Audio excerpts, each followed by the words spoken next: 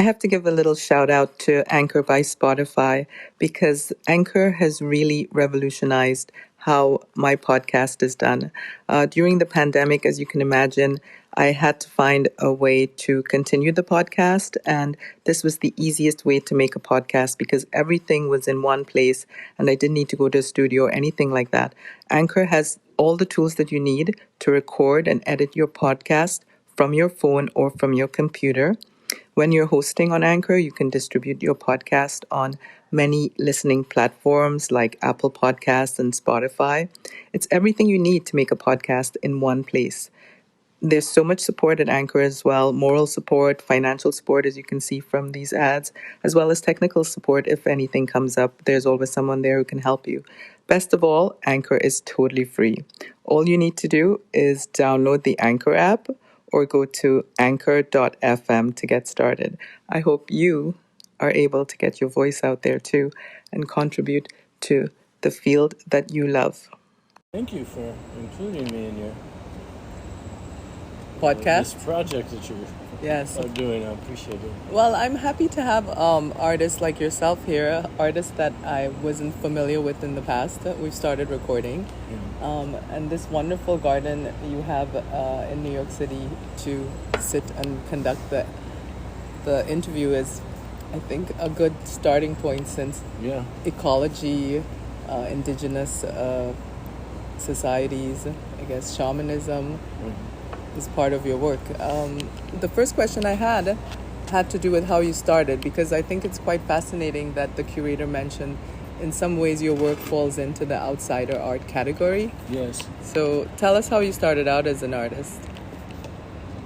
Well, I started out quite young and kind of just following impulses to draw and to make marks and images and pictograms of different things, and I don't have any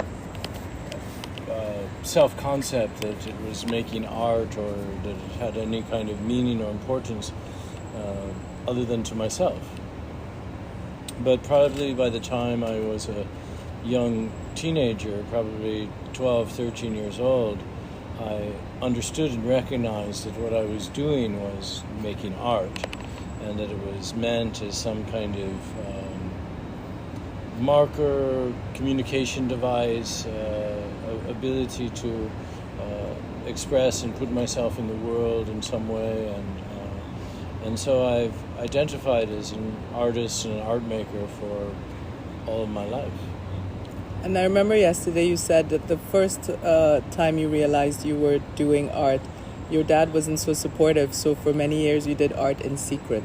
Yes, so coming from a family where art making was not something that was seen as being a kind of a very positive career choice of any kind, nor did in his family did they want children doing silly and stupid and meaningless things, and plus my drawings disturbed him, and so my imagery and the things that were coming out of me were disturbing to him. And so after getting corroboration from the institutional people that his son was free of any artistic talent whatsoever, yes, I was forbidden to make art in the home, and then I began this kind of career path of a secret artist, making art in secret, and of course to be caught or was to be punished, and the punishments were severe. So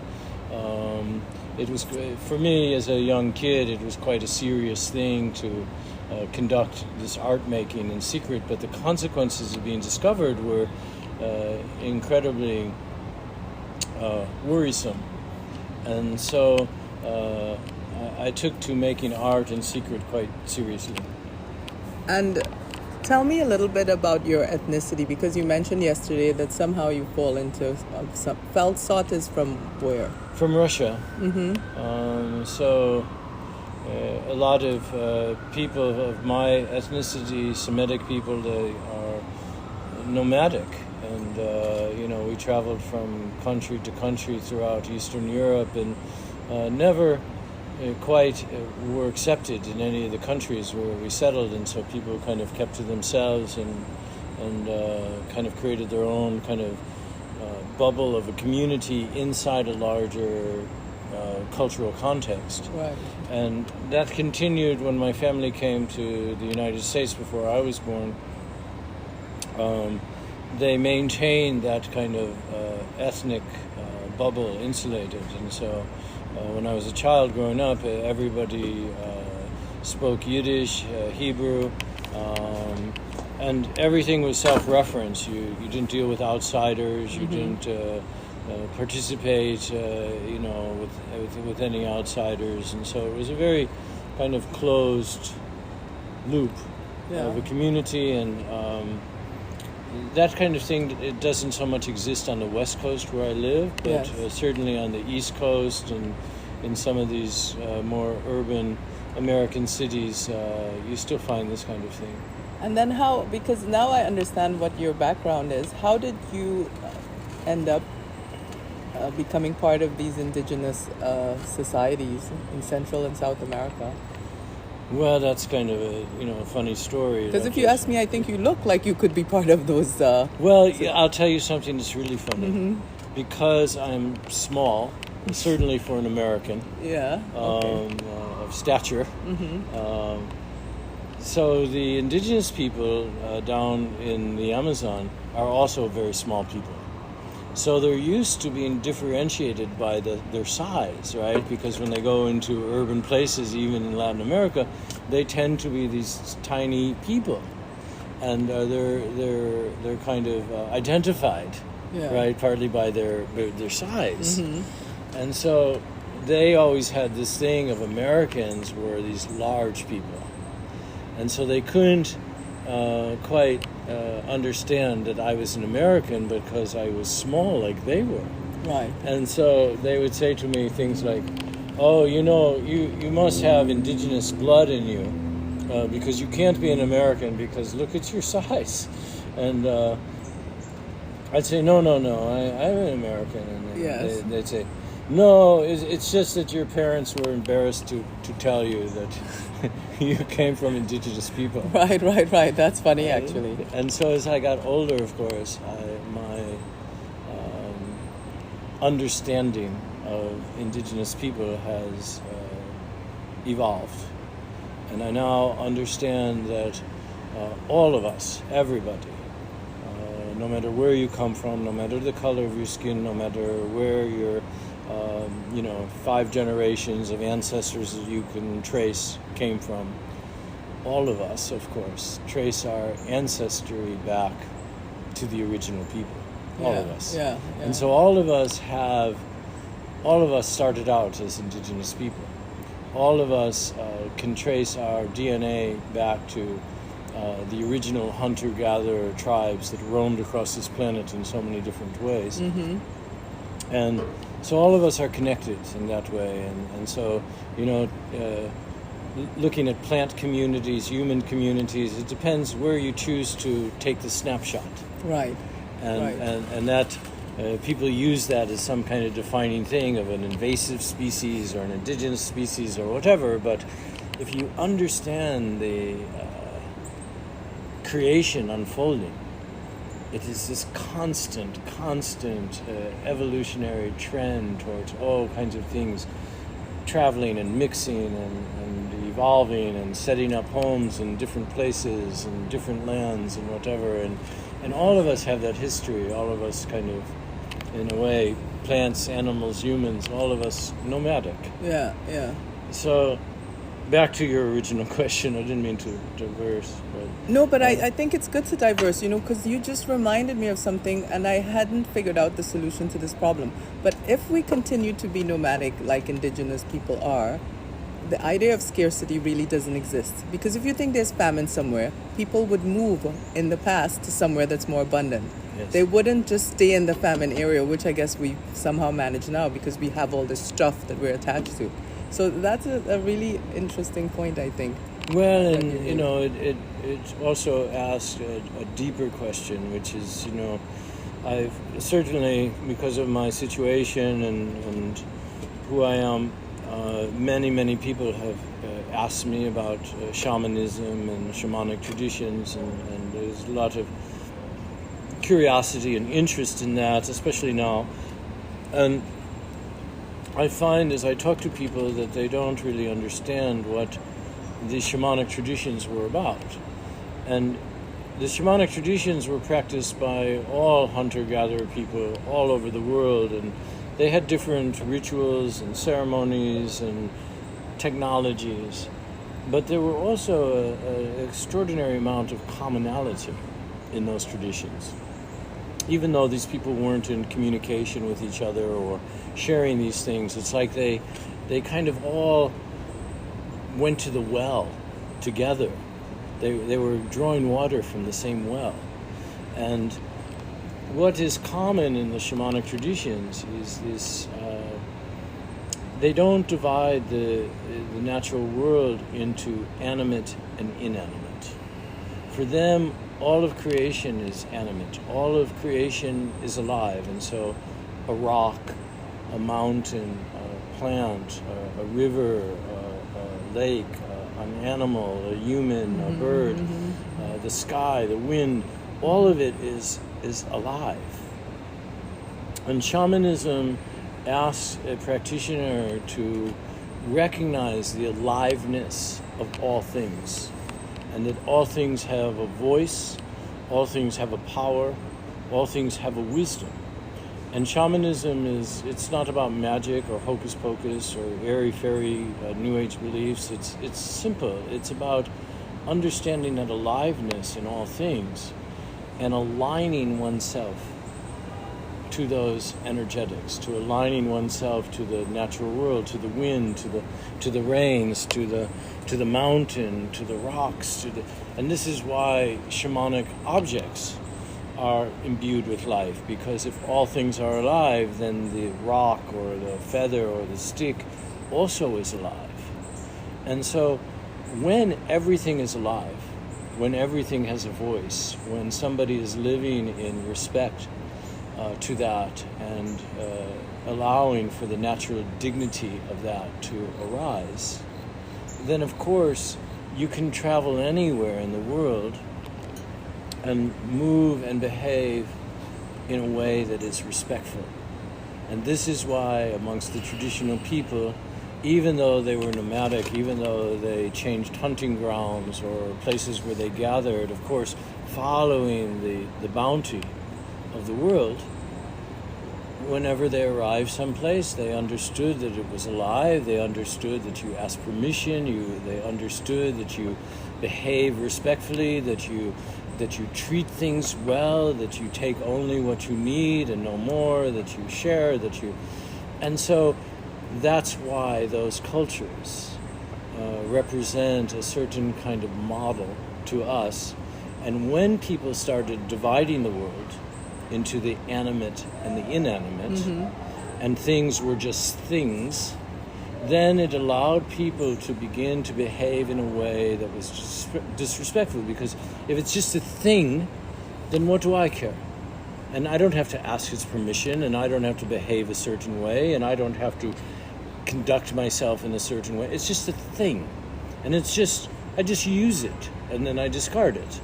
And so you can begin to see that as we kind of moved away from these shamanic traditions, we also kind of planted a seed of destruction and disrespect into our relationship to the world and the resources and whatever. And that's why now, when you have the thought of refugees and people moving about, it's scary.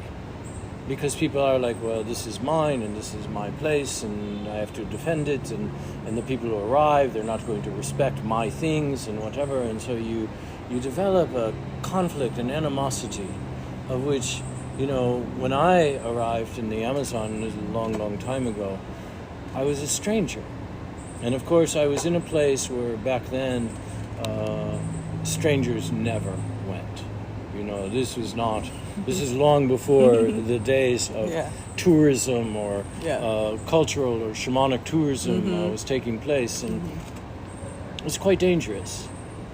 And yet I arrived with a feeling of peace and respect, and I didn't understand the people and their culture, but they sensed in me some kind of just respectful understanding and demeanor. And so I was treated with extraordinary kindness. And so these were people that every day they have to gather food to eat, and they would always make sure that I had plenty. And so I was struck by here I was, a stranger from a strange land, so to speak, and treated with extraordinary kindness and hospitality. Yes. And it was really for that, that became one of the foundational pieces of my work going forward, was to understand if people could treat me like that.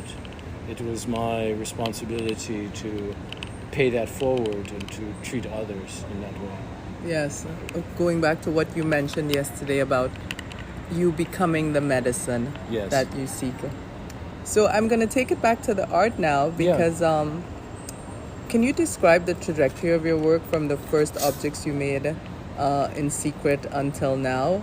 I mean, like work like Burning Monk 2013 and Untitled with Unfortunate Incident 2022. That's some of the most recent work that has to do with the conflict between people, wars. Yes. So how does that tie into the first things you did as a child and growing up and in secret? How did it evolve?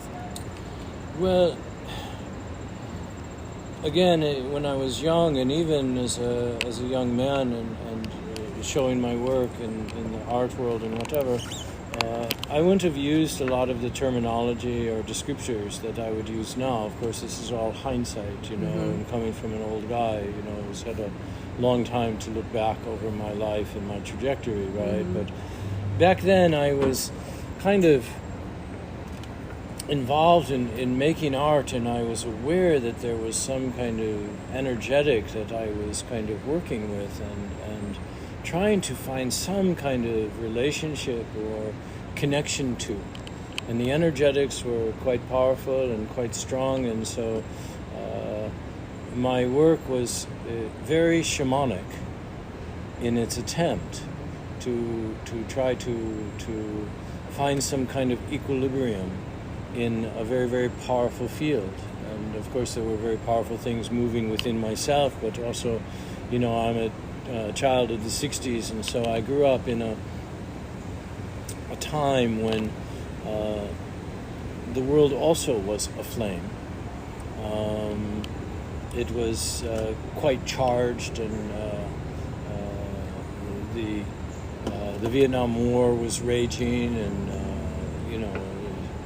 tens of thousands of people from my generation were killed in that war, and many of us were quite militant in resisting that war. And of course there was the draft, and people went to all kinds of extraordinary things to resist the draft and all of this. And so I'm making art and trying to deal with these internal energetics that are just in me and in my own kind of lineage or genetics or whatever. And I'm also in a world that's extremely volatile and in conflict, and people are massive demonstrations and not dissimilar to the time that we just went through with the Black Lives Matter and all of this kind of trying to puncture that wound of racism and social injustice and social inequities, and so my art was kind of standing in between those kinds of energetics, and I also was feeling something like there was something ancient, some kind of primordial energy that felt very important, and that I also was organically connected to. And that primordialness has been a through line in my work for 50 years now. And so sometimes people miscategorize my work and they will say, oh, it's similar to primitive art, or they'll try to look at some kind of traditional art and draw some kind of correlations. And they're missing the point. The work is not primitive, it is connected to the primordial. And inside the primordial is the whole thing, is creation unfolding. It's light and dark, it's the rapture and the magic and the wonders and the mysteries and the beauty, and there's the plagues and the wars and the famines and the tragedies and whatever, and all of it is kind of bubbling out of this vast kind of this container that is the primordial world. And always as an artist, it seems like I'm trying to connect into the primordial, and even current events. I'm trying to see and understand it as a murmuring of the primordial world, and to kind of help people link those things together. Yes. The next question I had, I'm going to read it because I really can't remember what I wrote earlier in terms of question. It's kind of related to the last question, but could you speak about the role of the artist and shaman in society as witness bearer and healer? Because you spoke a little bit about that in terms of, like, again, the burning monk from the Vietnam War. And you said your work is bearing witness to all these atrocities that we see currently. And it has somehow a curative effect on the viewer as well as perhaps on yourself when you do it. Can you speak a little bit about that? Well, we were talking yesterday, and I was telling you how affected I was and impacted I was as a teenager by the images that were broadcast from Saigon of the monks who set themselves on fire to bring attention to the atrocities and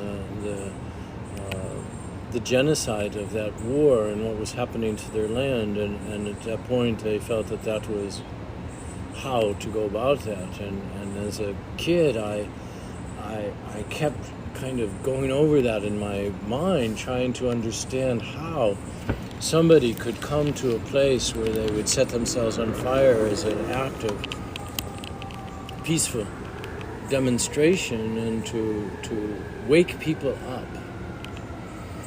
And we were talking about the work of Thich Nhat Hanh and socially engaged Buddhism and the forest monks in Vietnam who would travel to the villages where these atrocities were happening, both by the Americans and also by the North Vietnamese, and they would stand in meditation and watch, bear witness.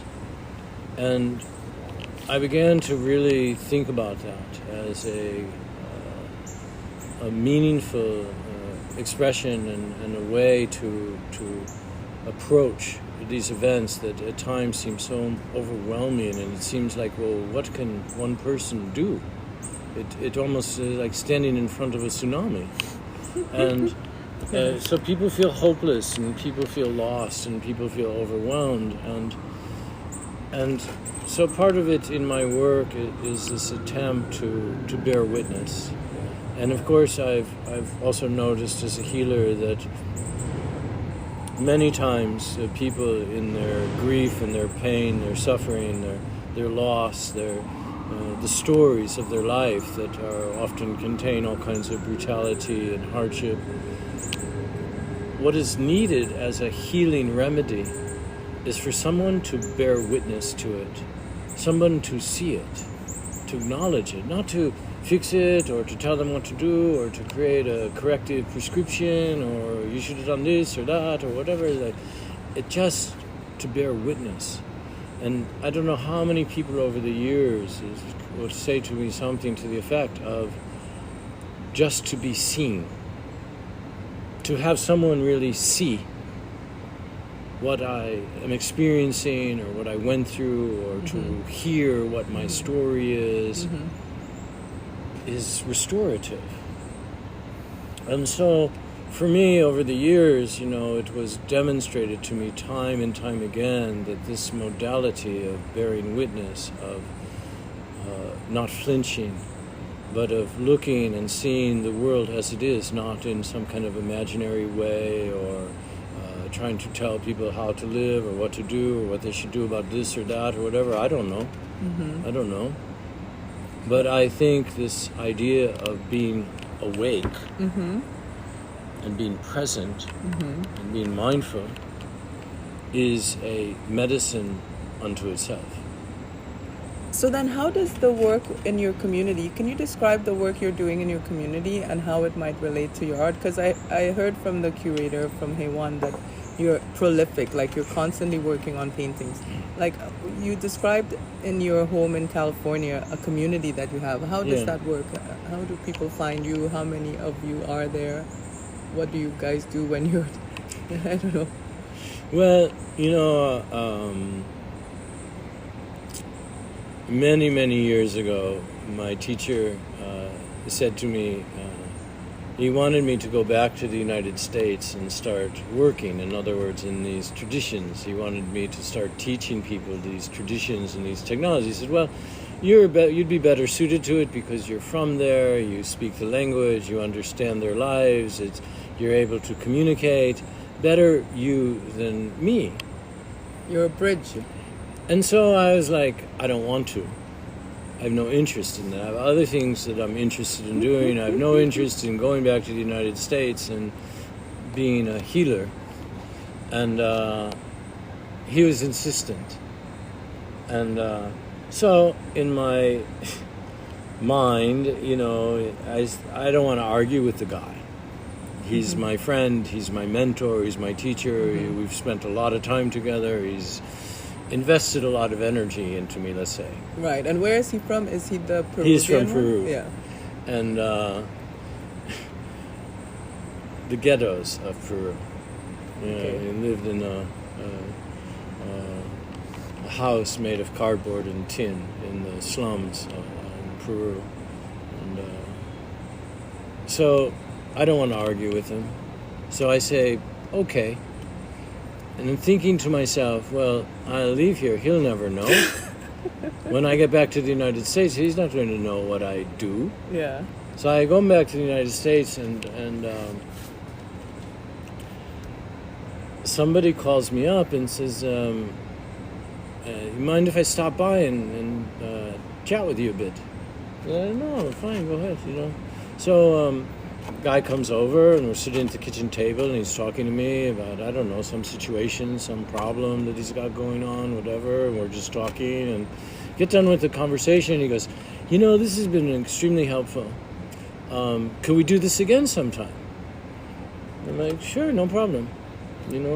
Not thinking really about anything, and literally, I kid you not, within the space of about 3 months, my kitchen is full, and people are sitting in the living room waiting to talk to me. And back then, we used to do this just sitting around the kitchen table until Dee was like, this is crazy. This, like, the house is inundated with people. And it wasn't, people could only know me through, you had to know somebody who knew me. It wasn't like... you just showed up at the door, right? No, people, you knew somebody who was close to me. And and so that's how it began. And we just started working with people. And I think of myself oftentimes more as a healer, teacher than a healer shaman. I help people sometimes just see their life through the lens of a different culture, like a different way of looking, examining, understanding what's happening to you. And that perspective and shift of perspective is often enough to get people kind of out of some loop that they're caught in, to all of a sudden see their life, their journey, their experiences, their challenges from some other point of view. And so, we started well over, 30 some years ago, 35 years ago now, something like that. And always it's like family. It's like extended family. It's like someone says, my sister, my brother, my child, my father, my mother, my aunt, my uncle, they're having a hard time. Can I bring them by? And so we're like, yeah, sure, whatever.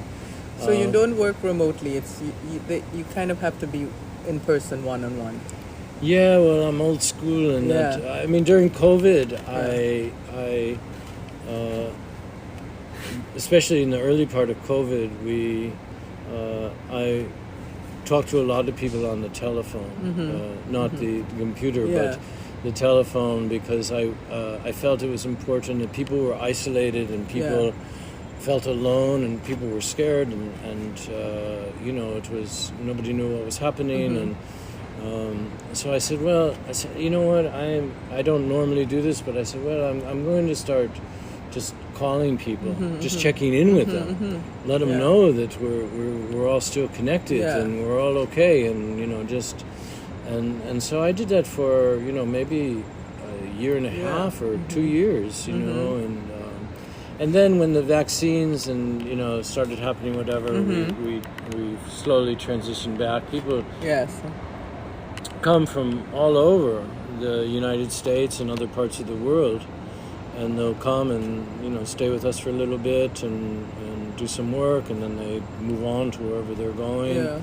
I have people that have been my students for 25, 30 years, and they come and they go, and there's something they need to see or do, or a piece of work that we need to do together, and then they take it and they go along with, and they go back to their life. And so that's how we do it. Oh, that's good to know.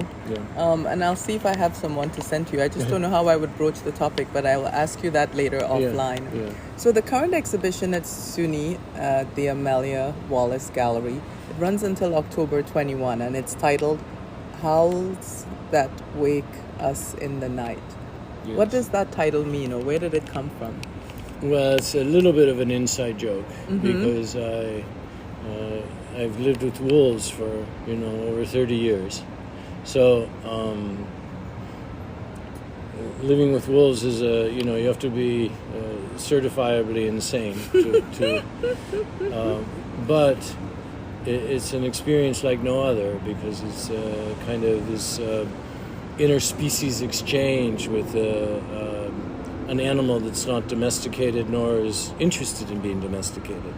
So it has to it's a relationship that unfolds in mutuality and mutual respect for each other's way of life.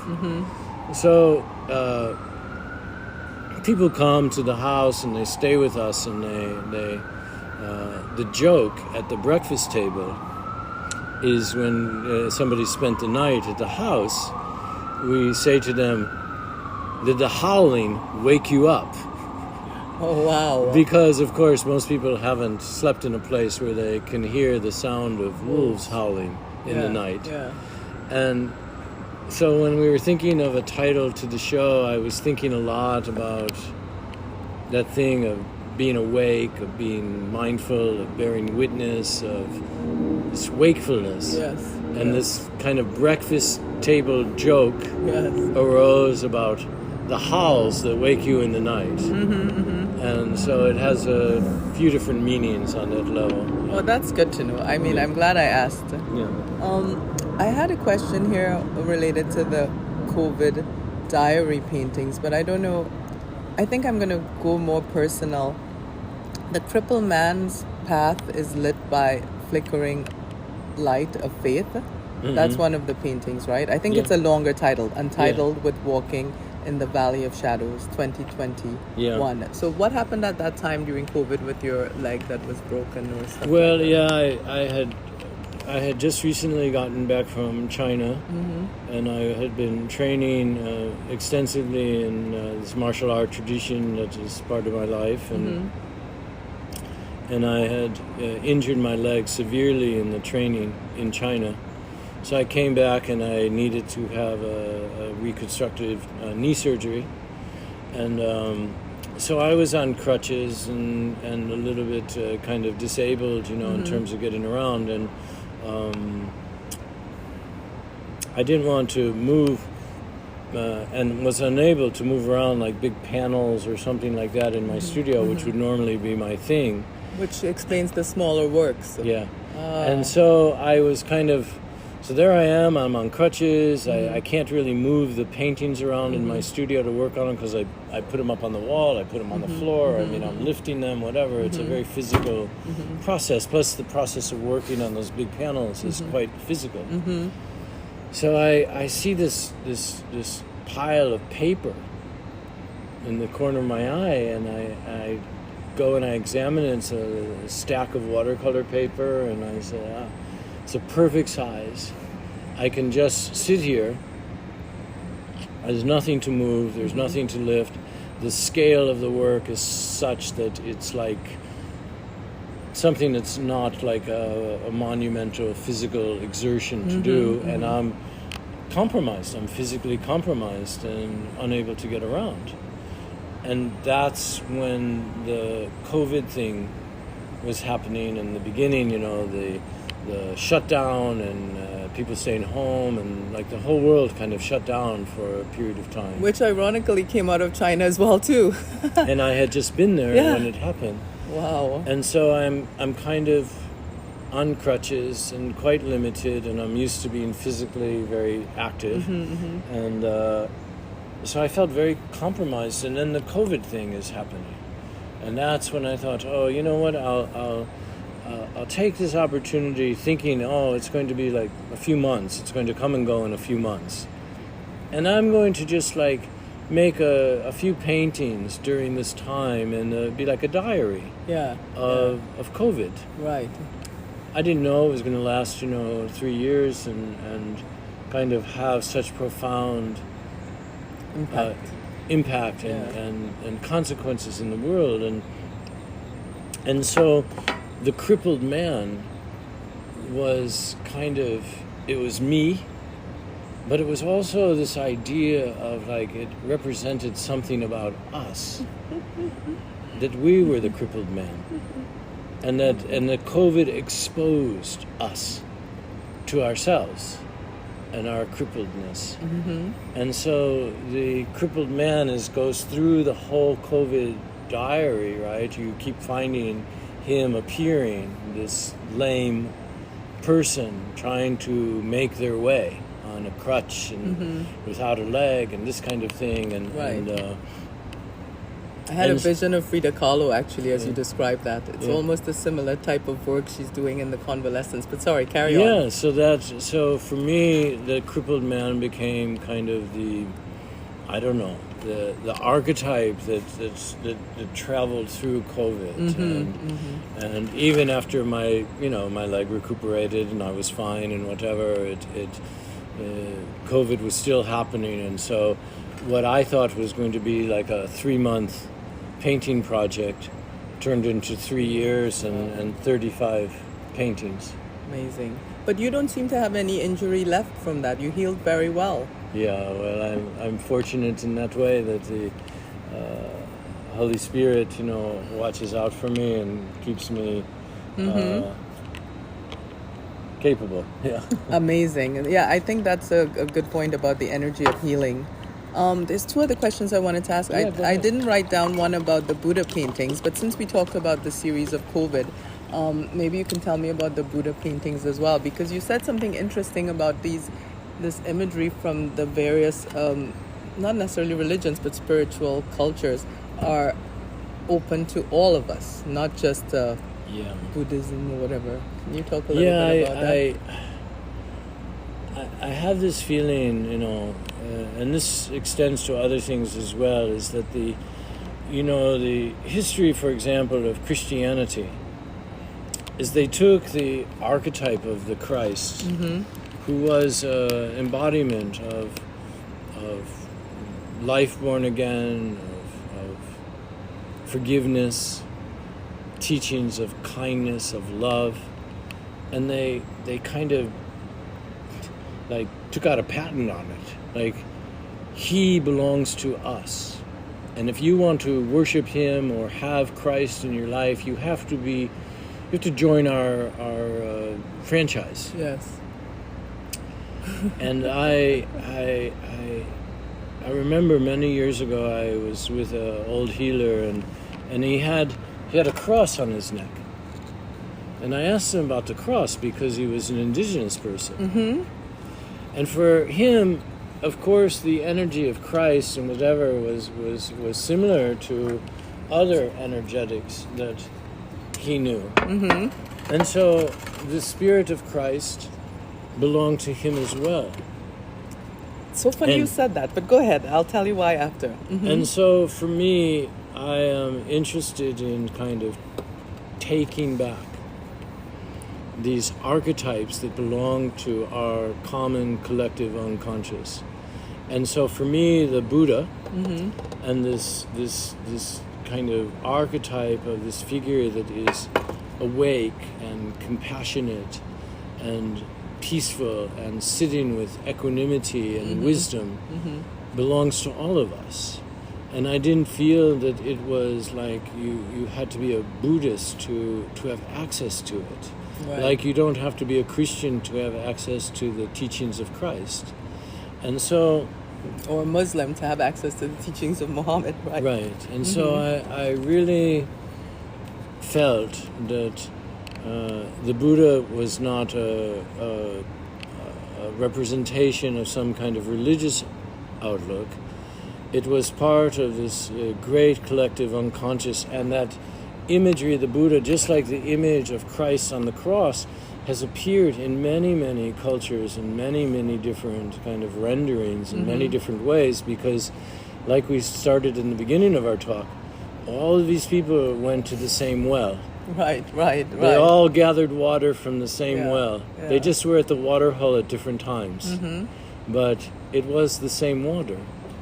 Well, that's what was so weird for me when I was in Gabon, and I mentioned that I was in this little village where they do their ceremonial practices, and in their temple, they also have images of Christ. And I just thought it was some remnant of the colonial past, but you just added another element to it, which I didn't think about at the time. Yeah, and so, these energies, right? It's like the energy of... in shamanism, the energy of the mountain or the river or the wind or the storm. It's like you don't have to have some kind of particular belief to be out in a storm and hear the thunder and feel some kind of shaking inside of yourself. Like there's some kind of power out there, and you don't have to articulate it or name it or have some kind of theory about it. It's just primordial.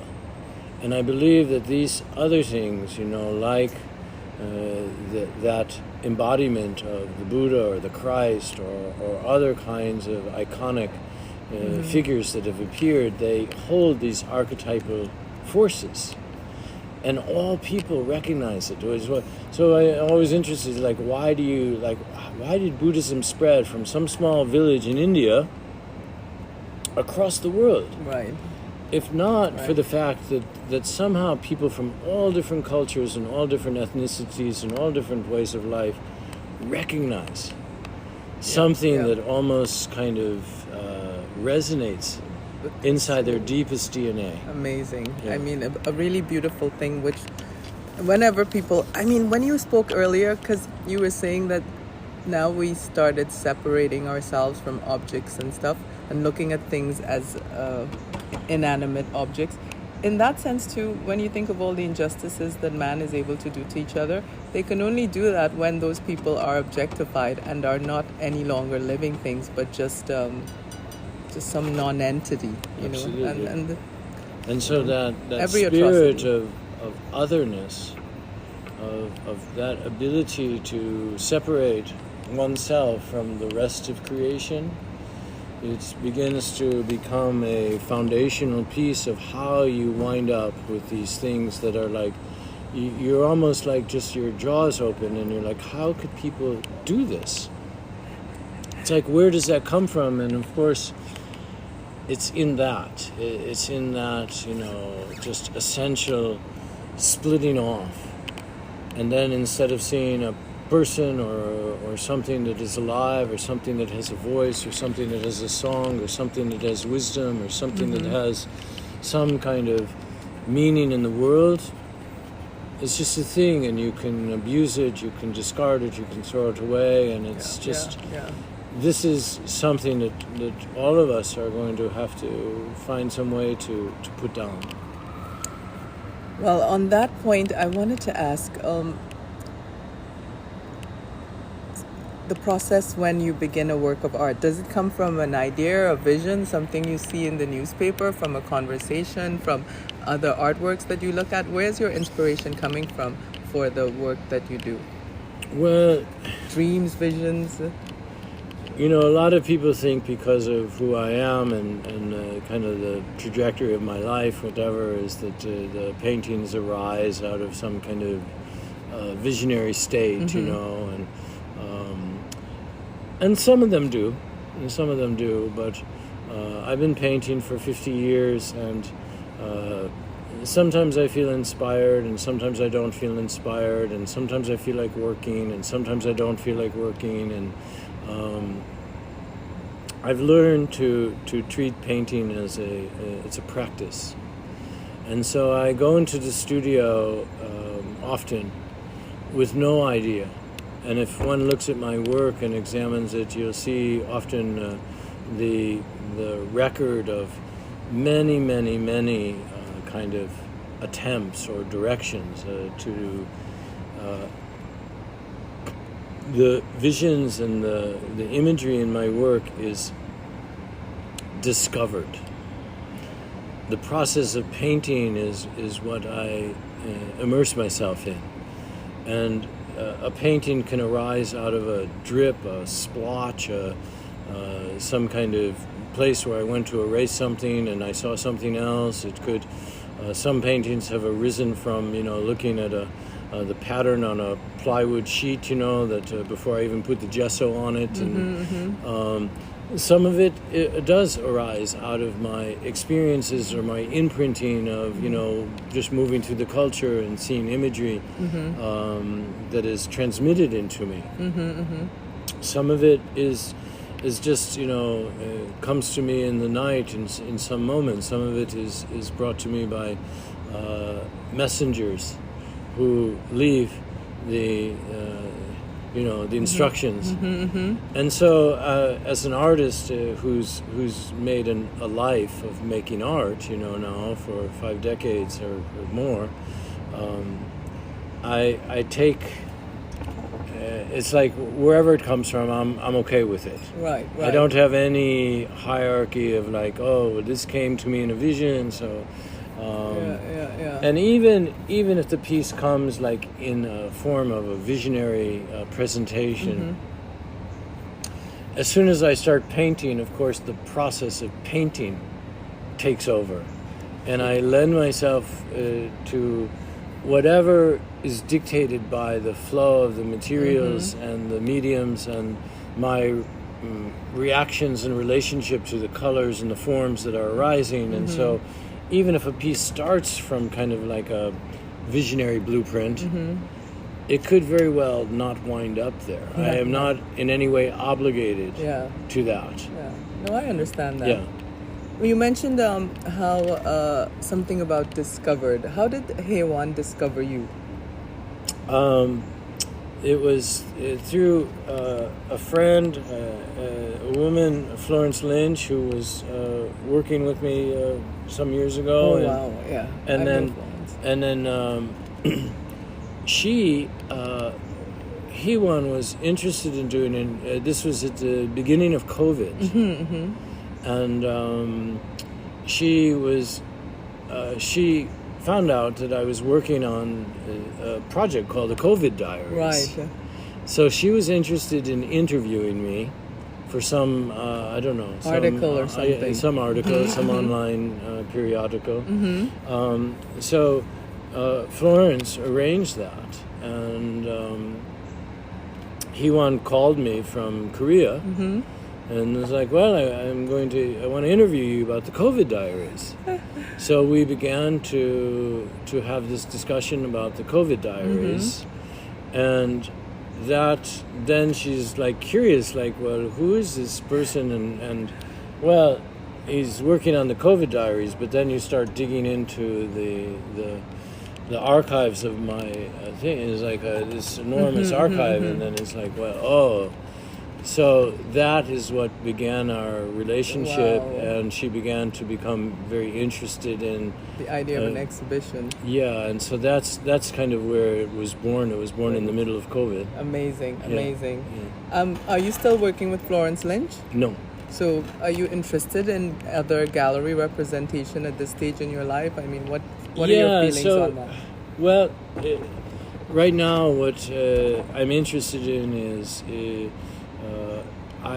because of the nature of my career, because of the nature of my life, because I've spent so much time kind of like out of the art world, you know, like my pursuits in my life has led me into other kinds of corners of the world, so to speak.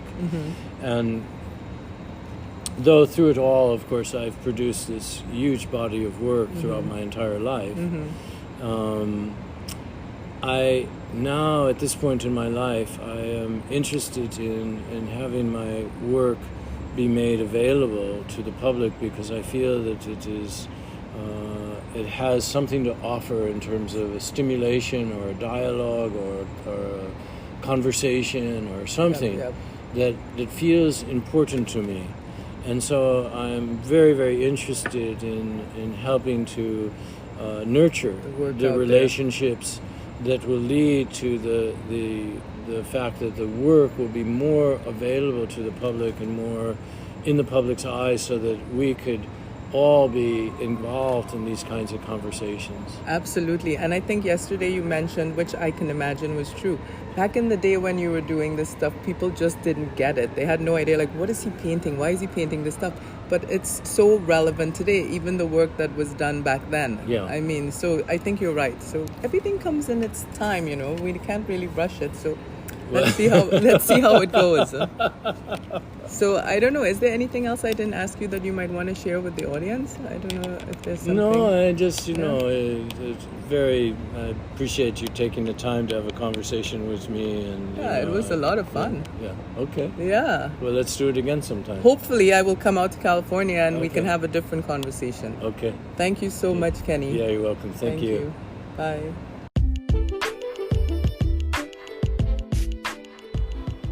Welcome to the fall season of the Bees and Honey podcast. Today we're speaking with Kenny Feldsott, who is an amazing artist based on the west coast of the United States. And I was very blessed to speak to him recently about his body of work that spans many, many years. This current exhibition at the Amelie A Gallery at SUNY Old Westbury has a sampling of these works, and it's up until October 21. So hopefully you get there to see what this work is all about. But please enjoy this podcast as much as I enjoyed doing it.